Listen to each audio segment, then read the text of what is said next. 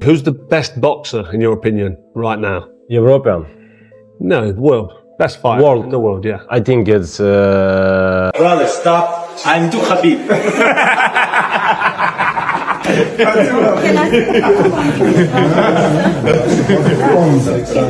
Can we?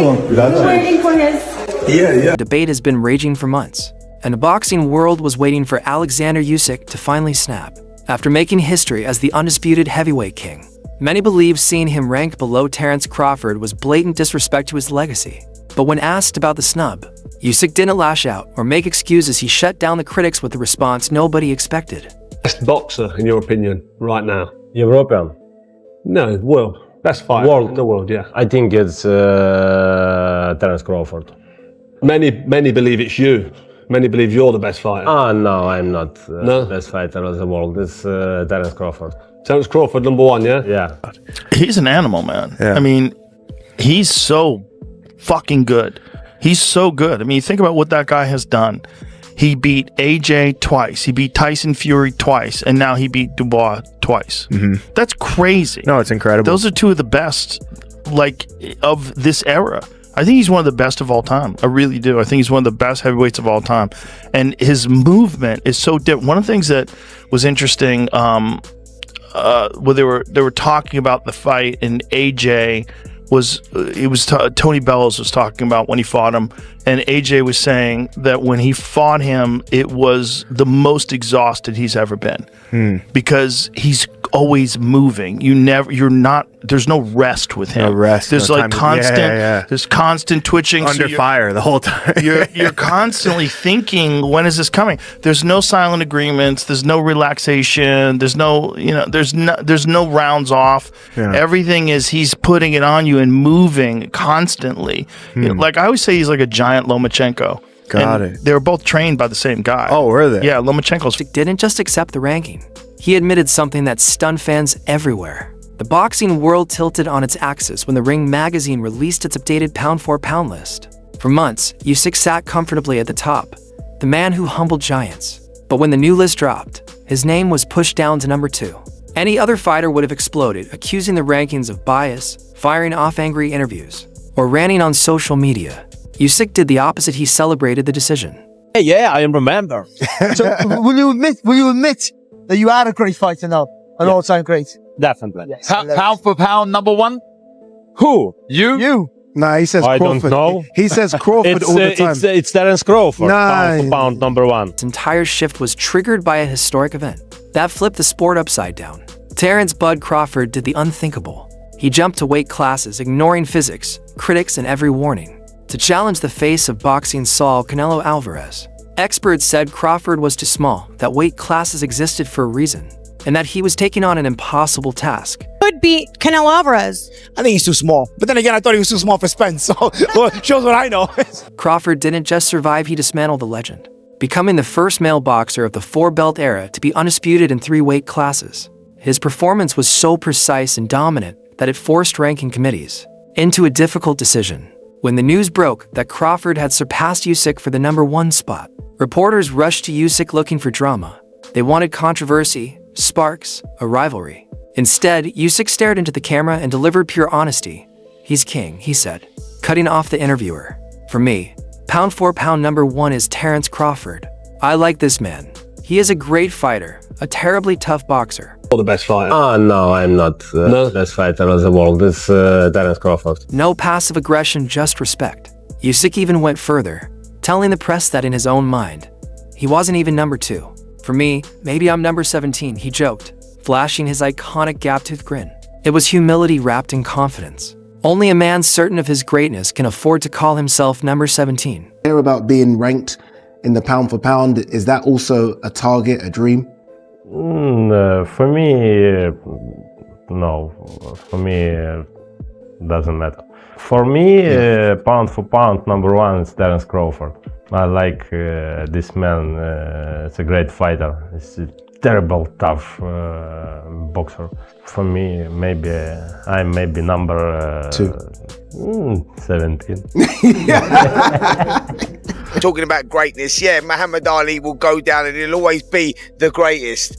let's talk about who's the best. And Oleksander Usyk, his name is right up there, right? You don't become a 3-time undisputed world champion, do what he's done, jump through the weight divisions, beat everyone of that era. And that performance that he put in tonight was the best Oleksander Usyk I've actually seen. I think that you got to put him up there, man. That was phenomenal. People talking about age, was he showing signs of wear and tear after the 2 Fury fights? Well, he answered all those questions. He looked young, he looked fresh, and he made a potentially difficult fight easy. Can I bring Dave in here? Yeah, obviously you're the heavyweight.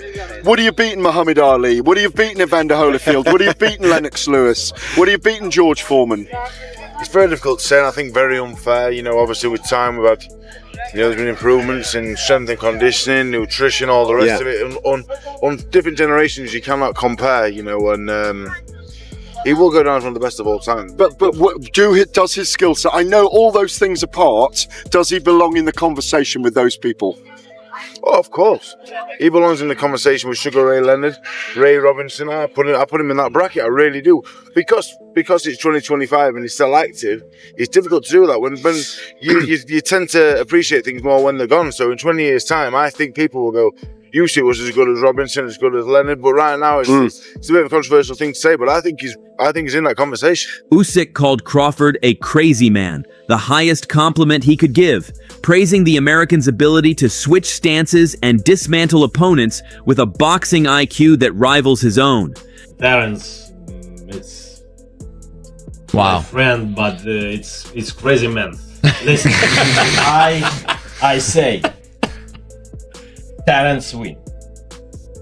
Yes. What? Terence win over Canelo? Yes, Terence win. But listen, Terence, it's different man. Terence work in две стойка.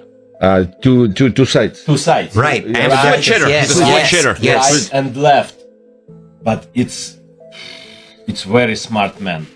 It's very, very, very smart. But feel distance and plays. Usyk praised Crawford even more, calling him a crazy man, which for Usyk is the highest compliment. He admired Crawford's stance switching, adaptability, and rare boxing IQ attributes that mirror his own mastery inside the ring. People gonna start talking about pound for pound, well, right now, greatest ever, all this pound stuff. for pound right now. Right now.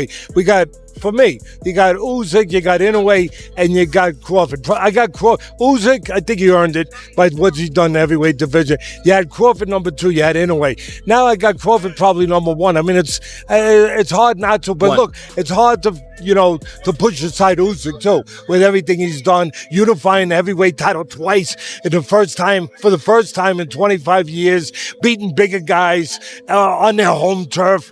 You got to give Usyk something special too. But Crawford, he's very special. Easy 1, 2, and 3. They're right there. I know Inoue fights in the morning over in Japan, but I mean, either way, the 3 of them are merged together. You want to force me, put a gun to my head right now off of this? Yeah, Crawford. Hard to not say number 1 for Crawford. And I add one thing, from a trainer's point of view, putting my trainer's hat on, what you were talking about, you touched on it earlier. It should have been pretty obvious to Canelo's people that Crawford was going to use that reach advantage, the length advantage, and the jab. So what that means is, if I'm the trainer, the first thing I'm thinking is, what do I not want to happen? And I'll tell you what it is.